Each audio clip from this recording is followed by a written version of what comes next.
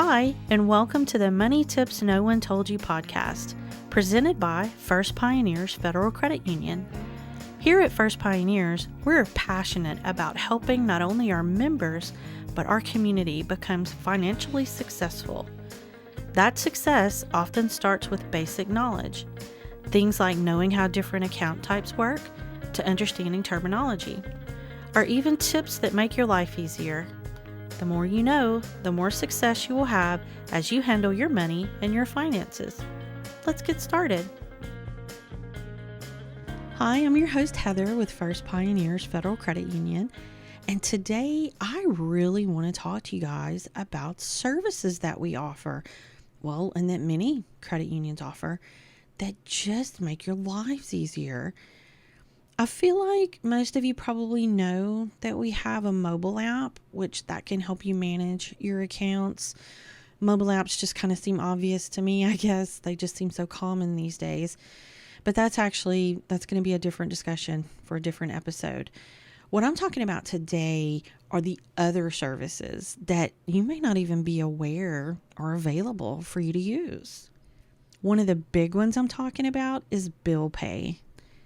How many times have you guys heard me say on this podcast or in a class that you've had with us how important it is to pay your bills on time?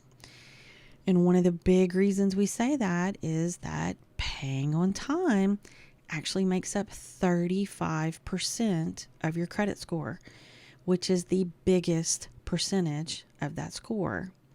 So I'm sure you can see it's a pretty important thing to do. And maybe some of you guys are finding yourself kind of always late, or maybe you just forget to pay. If that's the case, you may want to consider signing up for bill pay. And look, we all know this happens.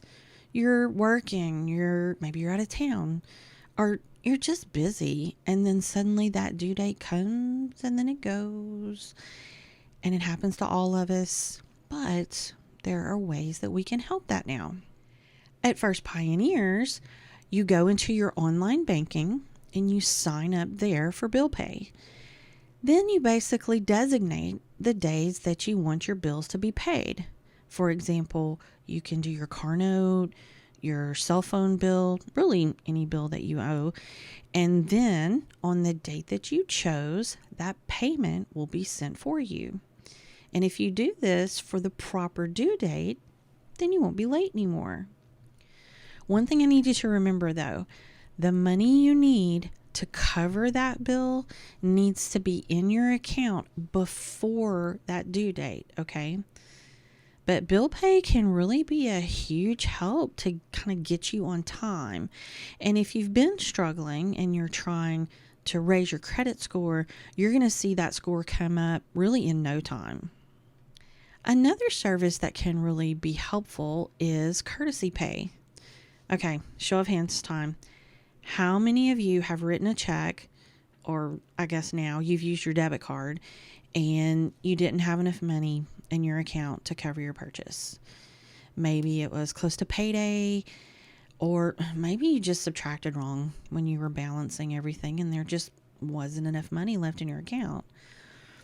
In a situation like that, it can not only create some issues, but let's be honest, can actually be a little bit embarrassing, right?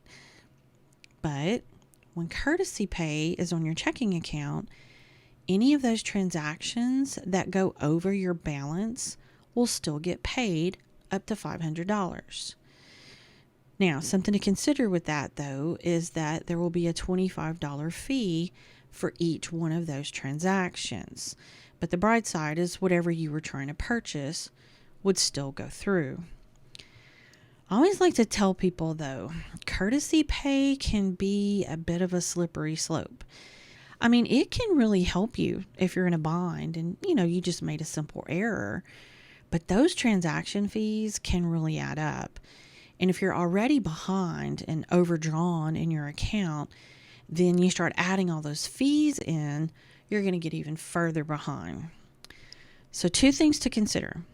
If you do find yourself overdrawn and using courtesy pay, get a deposit into your account as soon as you can and get it back into the positive so that it doesn't happen again. Like I said, those fees add up. The other thing I want to talk about is please don't use this as a way to budget. I've seen so many people know that they don't have the money to cover a purchase, but they do it anyway because they know their courtesy pay is going to cover it.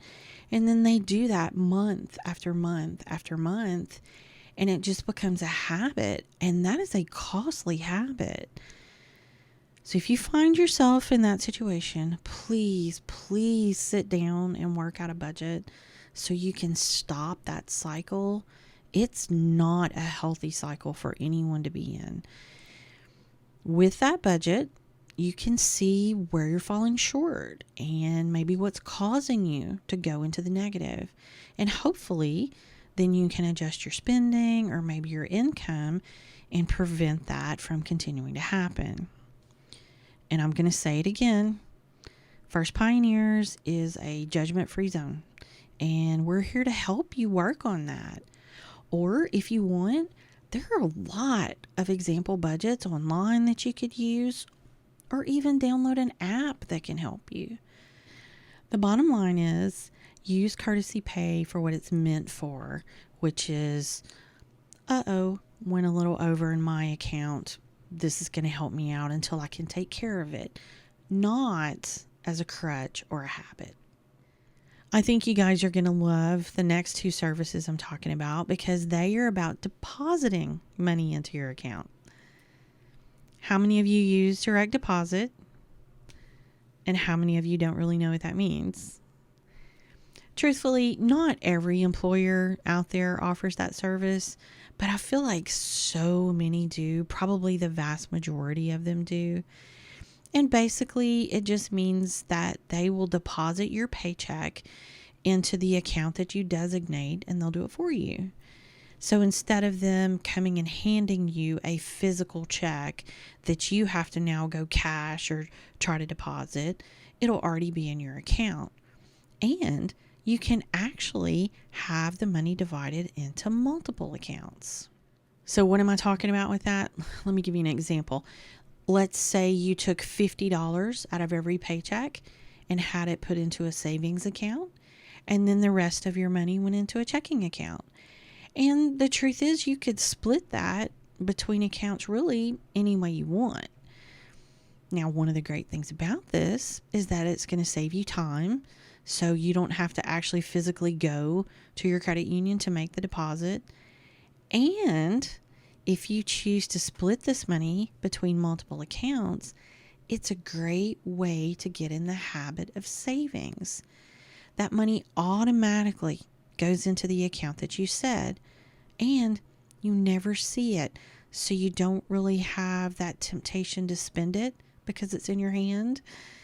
And you don't forget to put it in your savings account.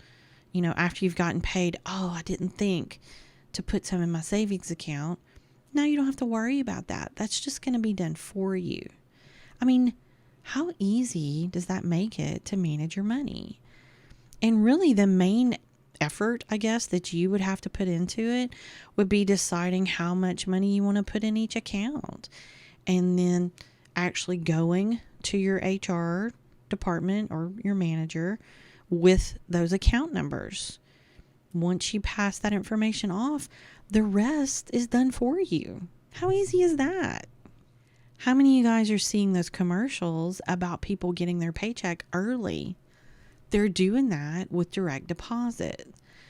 What happens is when your employer sends the money for their payroll to the financial institution that they use, they are allowing that money to be released to the people that participate in direct deposit up to 2 days before your regular payday. So that money gets into your account early. I mean, who doesn't love getting paid early? See what I mean? It's worth it to put just a little bit of work into setting up what you want to happen to do that direct deposit. I mean, if you haven't already. So what's another way we can make depositing a check easy? Let's say you have a check and you just can't seem to get to the credit union during the day when we're open. you can do what's called remote deposit capture.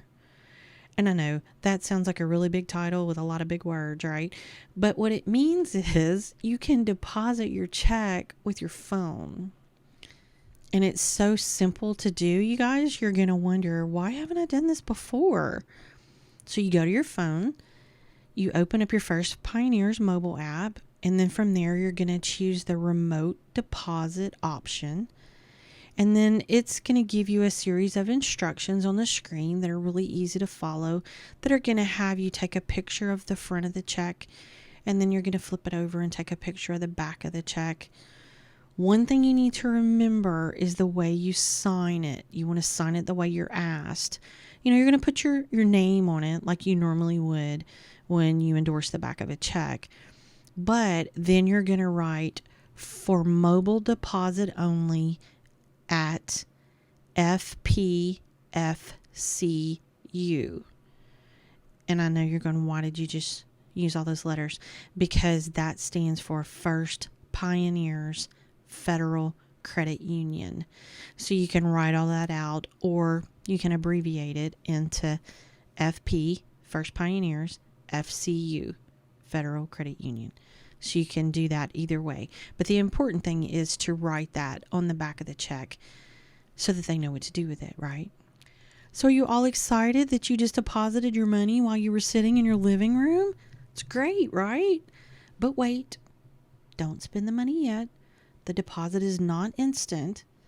However, as long as all is good with the check, those funds will be available at 5:30 that day, or maybe 5:30 the next day. It's going to depend on what time you did the deposit. You also need to keep in mind that you've got to let that check process through. It's very similar to if you had walked into the credit union and done the deposit. There are occasions where a check has to be put on hold before the funds can be used. So if you find your deposit is delayed, most likely that's why. And there may even be checks that get rejected, but we're going to let you know if something like that happens, okay? Another little tip I have about remote deposit is don't get rid of the check until you know it's been deposited. Then once that happens, I would write void, VOID, across the check, and then just keep it for your records. A couple reasons to do that. One, this way you don't try to deposit it twice. And if something does happen to go wrong, then you still have a copy of the check. And we recommend, I would hold on to it for about a month before you get rid of it. Remote deposit can truly make your life easier, and it can save you a lot of time. So it's worth giving it a try. But if you need your funds quickly, I would recommend coming into the branch to make that deposit. The last two things I want to share with you are about e-statements and about Zelle. First, e-statements. I find a lot of people don't even think about signing up for e-statements, but it really can make your life easier. For one, if you sign up, it can actually equal waived fees on your checking account. You could save a little money there. It also makes your statements easy to access. You would save on all that printing, and you don't have to wait for them to come in the mail. The last service I want to talk about is Zelle. That's Zelle. I'm sure some of you guys have heard this. Maybe you use apps that you use to transfer money between people. Sometimes it may be Venmo, Cash App, maybe even PayPal. But I think you'll find a lot of financial institutions are starting to use one called Zelle. And the purpose of these apps is to transfer money between friends or family members. They call it peer-to-peer. Basically, it should be with someone that you know. Maybe you're paying back a friend for lunch or movie tickets, or maybe you need to send your child gas money. That's what these were designed for. I do want to caution you a little bit that if you're buying from someone or buying from a business where you're using one of these apps, that is not what they're designed for. And they are sometimes leading to scams where people are then just out the money. Now, there are business versions of several of these apps. So if those are being used, that is probably a lot better option if that's the way you're going to pay someone. So just keep that in mind and make sure that you're using the app properly. Another thing to keep in mind is there is a $1,000 limit per transaction per day. So especially, if you're sending money maybe to your child for tuition or books or something like that, that may go over that limit. So you may need to consider a different way to do it. The bottom line about these apps, about Zelle, is that, they're amazingly helpful, especially because of how fast that they work. But I'm going to say it again, just make sure that you're using it correctly. And if you have a question about that and about how they work, please feel free to ask. So hopefully you guys know now that there are a lot of electronic services out there that are available that can help make your life easier. So feel free to check them out. For us, you can look on our website, firstpioneers.com, and find them. Also, feel free to come in and speak with our tellers, member services reps. They can absolutely help you find the things that you need to make your life easier. And of course, I have a couple bonus tips for you today. First one, if you have information in your life that changes, like your address, your phone number, your email address, make sure that you let us, your credit union, your financial institution, know about those changes.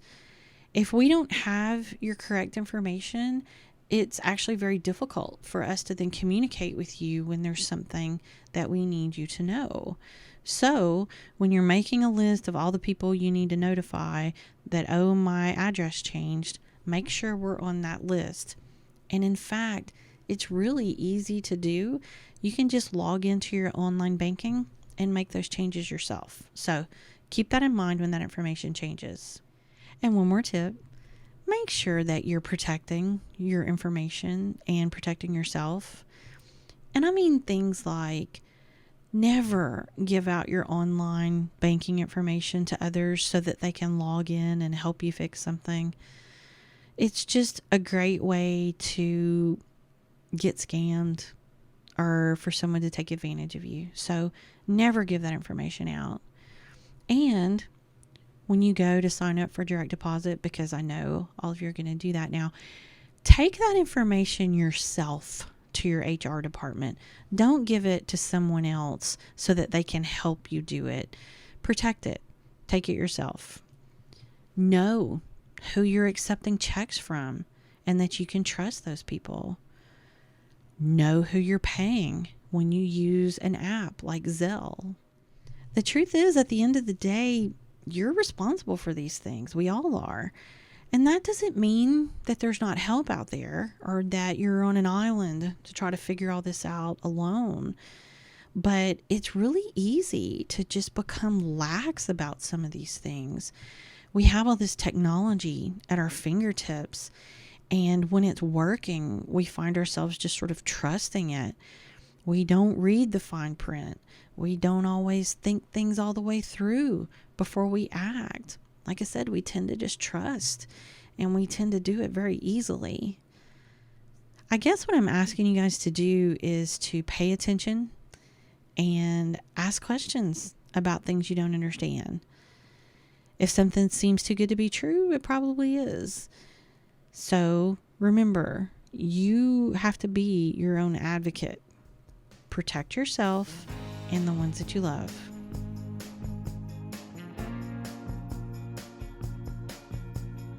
All right, welcome to our Employee Spotlight segment where we get to know all of our employees at First Pioneers, because here we are a big family and we want you to get to know our family. And today we have Troy with us. Hi, Troy. Hi, Heather.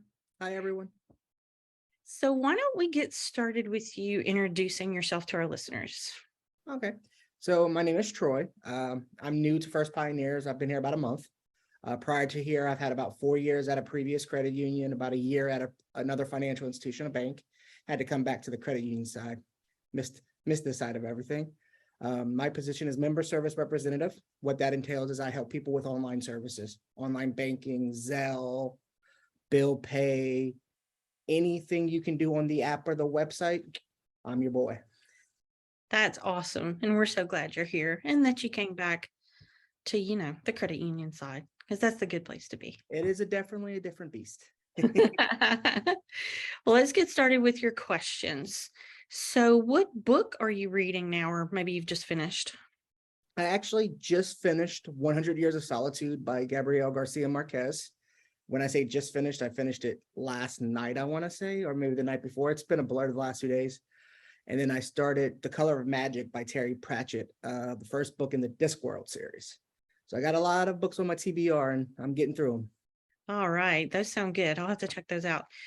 And next, what's something on your bucket list? I have a lot, but the thing that's been on there the longest has been, I'm a really big baseball fan. Go Braves.